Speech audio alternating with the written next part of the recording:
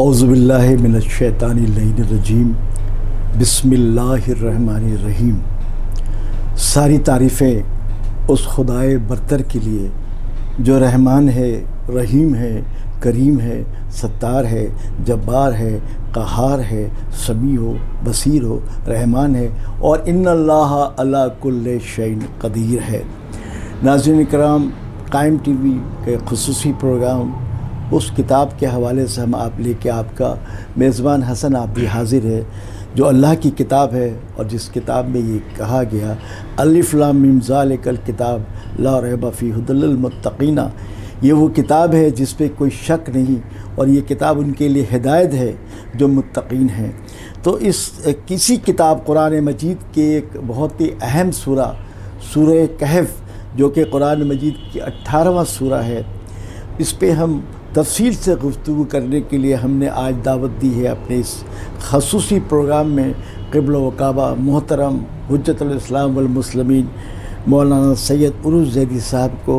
حضور آداب گفتگو کریں گے، لیکن آئیے سب سے پہلے تو ان کا شکریہ ادا کرتے ہیں کہ انہوں نے بے پناہ مصروفیات کے باوجود آج قائم ٹی وی کے خصوصی پروگرام میں وقت دیا، ہم ان کے بہت مشکور ہیں۔ قبلہ ہمارا موضوع جو ہے آج وہ سورہ کہف ہے، جو قرآن مجید کا 18واں سورہ ہے۔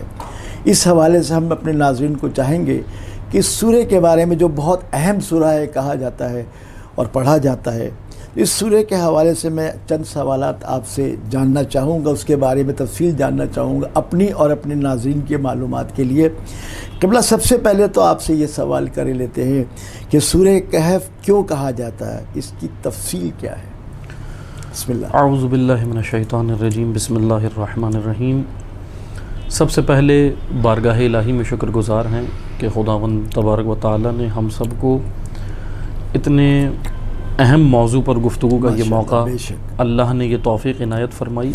یقیناً یہ لطف و عنایت پروردگار ہے۔ بے شک لطف و عنایت پروردگار کے شکر کے بعد میں شکر گزار ہوں آپ تمام دوستوں کا، خصوصاً قائم ٹی وی کینیڈا کی تمام ٹیم کا، کہ آپ لوگوں نے ایک اہم موضوع جو ہے وہ سامعین تک پہنچانے کے لیے یہ کوشش کی، اور دعا گوئیں اللہ تعالیٰ آپ کی ان تمام کوششوں کو اپنی بارگاہ میں قابل قبول فرمائے انشاءاللہ۔ سورہ کہف کے جیسا کہ ابھی آپ نے بیان کیا کہ یقیناً یہ قرآن کریم کا ایک اہم ترین سورہ ہے، اور 18واں سورہ ہے یہ قرآن کریم میں۔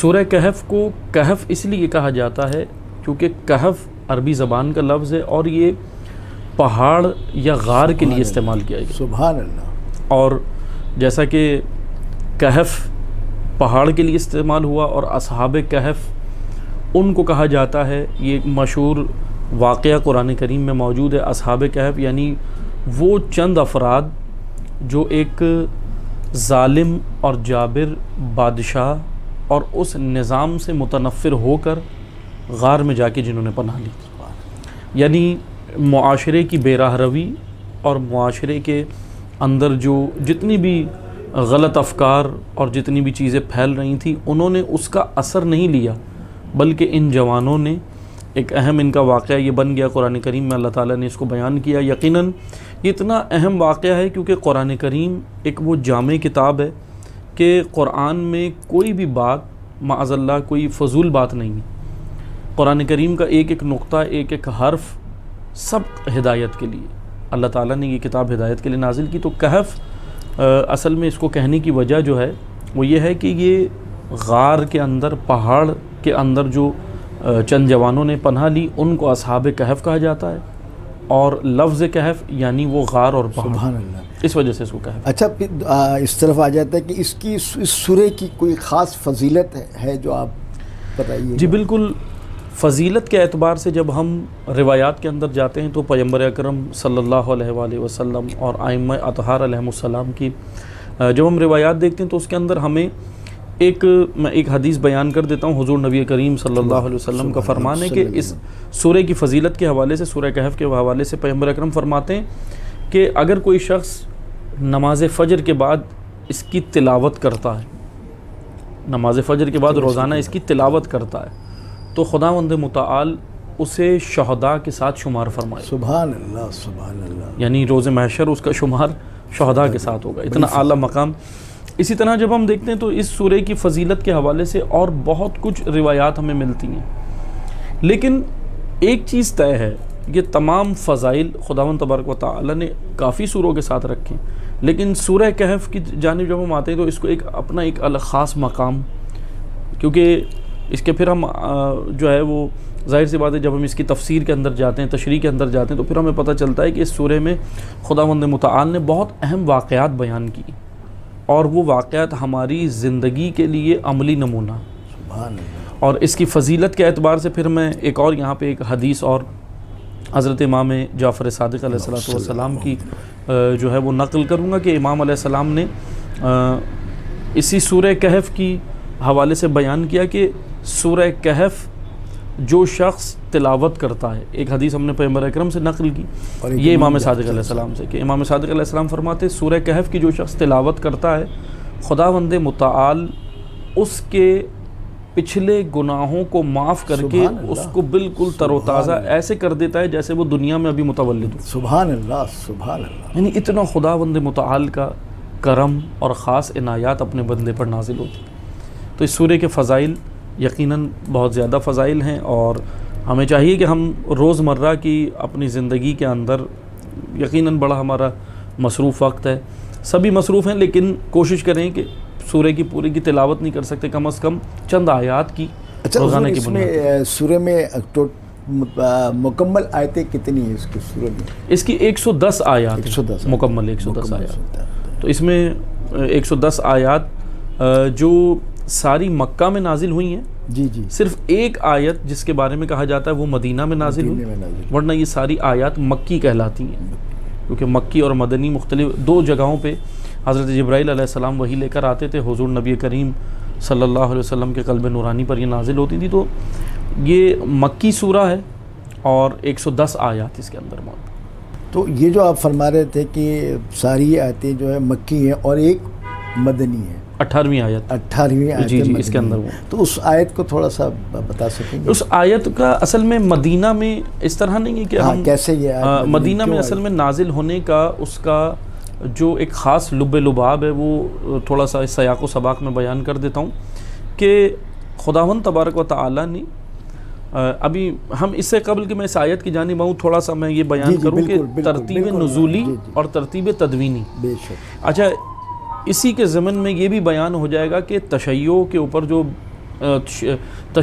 جو شیعہ حضرات کے اوپر جو ہے ہمارے اوپر وہ ایک بلیم ڈالا جاتا ہے کہ جی ہم تو کسی اور قرآن کے قائل ہیں.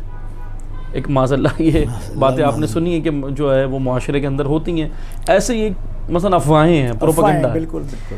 قرآن ایک ہی ہے، اللہ تعالیٰ نے جو نازل کیا الحمدللہ یہی کہ وہ قرآن جو پیغمبر اکرم کے قلب نورانی پر نازل ہوا وہی قرآن ہے، اس کے اندر کوئی تبدیلی نہیں ہوئی. اس پر ہمارا مصمم اور مسلم عقیدہ ہے کہ کوئی تبدیلی اس قرآن کے اندر نہیں ہوئی. دو ترتیب ہیں قرآن کریم کی، ایک ترتیب نزولی ہے، ایک ترتیب تدوینی ہے. سبحان اللہ. اور ہمارا تشیع کا، امامیہ کا یہ عقیدہ ہے کہ ترتیب نزولی وہ بھی پیغمبر اکرم نے ہی کروائی اپنے زمانے میں، اور ترتیب تدوینی بھی خود حضور نے کروائی تھی. یعنی پیغمبر اکرم نے اپنی زندگی کے اندر، حضور نبی کریم نے ترتیب تدوینی، یعنی جیسا کہ ہم دیکھتے ہیں نا کہ سورہ پہلا نازل ہوا اقرا بسم ربک الذی خلق، لیکن قرآن میں جب ہم ترتیب تدوینی میں جاتے ہیں تو ہمیں سورہ فاتحہ پہلے ملتی ہے، پہلے فاتحہ. تو یہ ترتیب تدوینی یہ رکھوائی بھی خود پیغمبر اکرم نے. سبحان اللہ. کیونکہ مکہ میں جو آیات نازل ہوتی تھیں وہ موضوع کے حساب سے ہوتی تھیں، مدینہ میں جو آیات نازل ہو رہی ہیں وہ بھی ایک موضوع کے حساب سے ہو رہی ہیں، حالات کے حساب سے.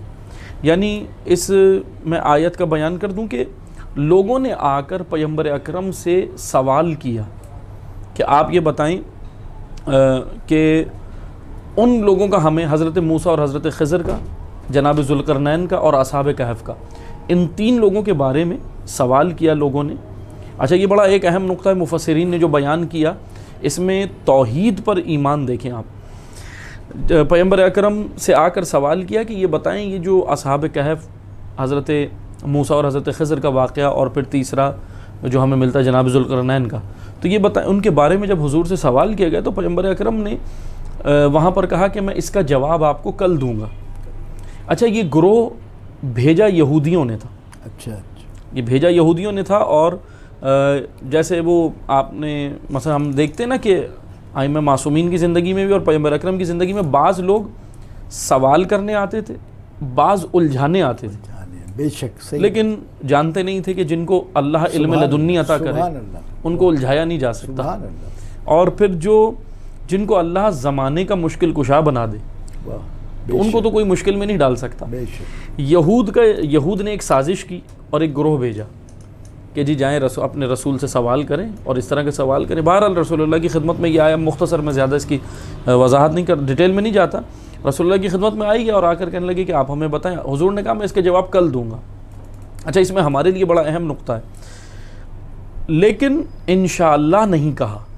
اچھا انشاءاللہ، اللہ کے نبی نے کائنات کی سب سے افضل ترین ہستی، اب دیکھیں ہے کون؟ رحمت للعالمین، کائنات کی سب سے افضل ترین ہستی جن سے افضل کوئی بھی کائنات میں نہیں۔ حضور نے انشاءاللہ نہیں کہا کہ کل جواب دوں گا۔ 15 دن گزر گئے، جبرائیل نہیں آئے، کوئی جواب نہیں آیا۔ 30 دن گزر گئے، کوئی جواب نہیں آیا۔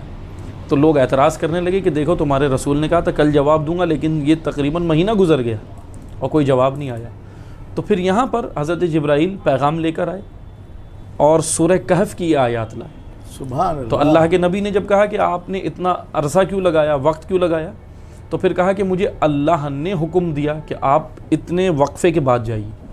سبحان اللہ، اچھا اس میں پیغام یہ تھا، اب معاذ اللہ کوئی پیغمبر اکرم سے کوئی مثلا کوئی غلطی نہیں ہوئی، کیونکہ ہمارا یہ عقیدہ ہے، تشیع کا یہ عقیدہ ہے کہ معصوم گناہ تو کجا غلطی سے بھی پاک ہوتا ہے۔ سبحان اللہ، سبحان اللہ، سبحان اس لیے انبیاء اور ائمہ غلطی بھی نہیں کر سکتے، یہ امامیہ کا ہمارا تشیع کا عقیدہ ہے۔ تو اس لیے حضور سے کیا اب یہاں کوئی سوال یہ اٹھا سکتا ہے کہ یہ تو رسول اللہ سے غلطی ہو گئی جو انشاءاللہ نہیں کہا، لیکن یہ غلطی نہیں تھی، بلکہ اللہ نے پوری دنیا کے تمام انسانوں کو دکھانا تھا کہ بِإِذْنِ اللہ اگر آپ اپنے کاموں میں انشاءاللہ نہیں کہو گے، بِإِذْنِ اللہ اللہ کے اذن کو شامل نہیں کرو گے، تو اللہ کے اذن کے بغیر کائنات کا کوئی پتہ بھی نہیں ہل سکتا۔ بے شک، بے شک، یعنی خدا نے دکھایا کہ دیکھو کائنات کے سب سے افضل ترین ہستی میرا محبوب نبی، جس کی چاہت میں نے دنیا خلق، دنیا خلق کی، سبحان اللہ، اگر وہ بھی انشاءاللہ نہیں کہتا تو پھر میں بھی اس کے کاموں کو روک دیتا ہوں، تو پھر آپ کیا حیثیت رکھتے؟ اچھا قبلہ یہاں میں آپ کو رک کے تھوڑا سا اور اپنے ناظرین کے لیے، جیسا کہ ابھی آپ فرما رہے تھے کہ انشاءاللہ نہیں کہا، تو آپ بہت تفصیلاً اس پہ گفتگو کر رہے ہیں اور آپ یہ بتا بھی رہے ہیں، تو میں بھی اس میں شامل ہو رہا ہوں اس گفتگو کو بھی انشاءاللہ۔ تو یہ بھی وجہ تو ہو سکتی ہے کہ رسول انشاءاللہ نہ کہے، تو شاید رسول اللہ نے یہ دنیا کو بتانا تھا انشاءاللہ نہ کہہ کے، یہ دکھانا تھا جیسا آپ نے فرمایا کہ اللہ کا نبی بھی انشاءاللہ نہ کہے، تو وہ دکھانا تھا دیکھو اگر میں انشاءاللہ نہیں کہتا ہوں تو کیا ہے، اور تم اگر نہیں کہو تم کہاں کھڑے ہو گے۔ جی بالکل ایسا ہی ہے، یہ نقطہ توحید ہے کہ دیکھیں ہم اپنے تمام امور میں، یعنی ایک یہ تواضع اور انکساری اور عاجزی کا مقام ہے کہ میں کچھ بھی نہیں ہوں، میرے سارے امور، میں دنیا میں بہت بڑا عالم بن جاؤں، بہت بڑا ڈاکٹر بن جاؤں، بہت بڑا انجینئر بن جاؤں، میں بہت بڑی شخصیت بن جاؤں بہت بڑے لیول پر، لیکن میرے وجود میں تواضع انکساری ہے۔ یہاں پہ اللہ نے یہ تواضع اور انکساری دکھانی تھی، یعنی معاذ اللہ کوئی نبی اکرم سے غلطی نہیں ہوئی، لیکن اللہ نے دکھانا تھا تمام کائنات کہ دیکھیں حضور کے عمل کے تمام عمل کے اندر بھی انشاءاللہ ضروری ہے۔ پھر جب اپنے محبوب کے امور میں انشاءاللہ ضروری ہے تو پھر پوری کائنات کو سوچنا چاہیے۔ آج ہم کتنے کام جو وہ کہہ دیتے ہیں میں یہ کروں گا، دعوے سے کرتے دعوے ہیں. سے. تو یہاں ہم دعویٰ نہ کریں, تواضع اور انکساری کر کے کہیں اگر اللہ نے چاہا. بے شک بہت اچھی بات کی ہمارے ناظرین نے, کافی مطلب آپ نے بہت خوبصورت بات کی. اور پھر یہاں پر ایک بات پھر میں آپ کی خدمت میں, ظاہر اپنی معلومات کے لیے ناظرین کو بہت کچھ استفادہ حاصل کر رہے ہوں گے اس وقت یقیناً جو دیکھ رہے ہیں, کہ پھر ہم اس طرف بھی آ جاتے ہیں ایک لمحے کے لیے کہ غدیر کے میدان میں بھی جب اللہ کا پیغام آیا تو ایک جو آپ لوگ ہی بیان کرتے ہیں اور عالموں سے ہم سنتے ہیں کہ اللہ نے فرمایا تھا یہ رسول اللہ سے کہ اگر تم نے یہ پیغام نہیں پہنچایا تو معاذ اللہ کیا اللہ کو شک تھا کہ میرا رسول یہ پیغام نہیں پہنچائے گا, لیکن دنیا کو بتانا تھا. دنیا کو بتانا, بالکل. پیغام کی اہمیت اس جملے سبحان اللہ, سبحان اللہ. رسول اللہ کے مقام میں کوئی کمی نہیں ہوئی. نہیں, بے شک. یعنی پیغمبر اکرم امین ہیں امانت الہی کے. کوئی کام حضور نے یا کوئی بھی چھوٹی سے چھوٹی امانت میں بھی معاذ اللہ ایسا نہیں ہے کہ رسول اللہ نے پہنچائی نہ ہو, لیکن اس کے اندر اللہ نے یہ دکھانا تھا کہ پیغام بہت اہم ہے. پیغام بہت اہم ہے کہ اے رسول یہ پیغام پہنچا دیں. فما بلغت رسالتہ. جی جی. اگر یہ کام نہیں ہوا, یعنی اگر سے مراد یہ نہیں ہے کہ معاذ اللہ خدا اپنے حبیب کو کوئی دھمکی دے رہا, سبحان اللہ, خدا اپنے حبیب کو یا رسول کا کوئی مقام کم ہے, یار معاذ اللہ رسول اللہ کا کوئی یقین کے اندر کوئی کمی آئی, ایسا نہیں تھا.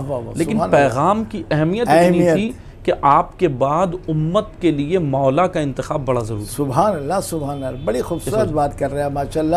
اچھا یہی تو بات ہے نا کہ غدیر خم کے جو پیغام تھا وہ جاری ہوا, اور پھر یہ جیسا کہ آپ فرما رہے ہیں یہ وہ نبی ہے جس کے لیے کہا گیا یہ اپنی مرضی سے تو بولتے ہی نہیں, کلام ہی نہیں کرتا, جب بھی بولتا ہے وحی کے ذریعے بولتا ہے. بالکل. تو ظاہر ہے جو کچھ بھی رسول اللہ فرما رہے ہیں, ارشاد کر رہے ہیں, وہ اللہ کی مرضی سے کر رہے ہیں. لہٰذا یہ ضروری اس امر کا ضروری ہے جیسا کہ آپ نے فرمایا اور ہمارے ناظرین سن رہے ہیں کہ آپ کبھی بھی کسی بھی کام میں یہ نہ کہیں میں کل یہ کر لوں گا, بلکہ جیسا کہ قبلہ نے فرمایا کہ انکساری کا ثبوت دیتے ہوئے اللہ کی راہ کو بھی شامل کریں کہ انشاءاللہ اگر میرے اللہ نے چاہا تو یہ ضرور ہو جائے گا. کیوں قبلہ یہی نہیں. ناظرین ہمارے اس پروگرام کا وقت ختم ہوا. انشاءاللہ دوسرے پروگرام میں جب آپ سے ملاقات ہوگی یہی موضوع ہوگا سورہ کہف, اور ہمارے قبلہ و کعبہ محترم حجت اسلام مولانا عروج زیدی صاحب ہمارے مہمان ہوں گے, اور مزید ہم اس سورے پہ باتیں کریں گے. اجازت دیجیے, خدا حافظ.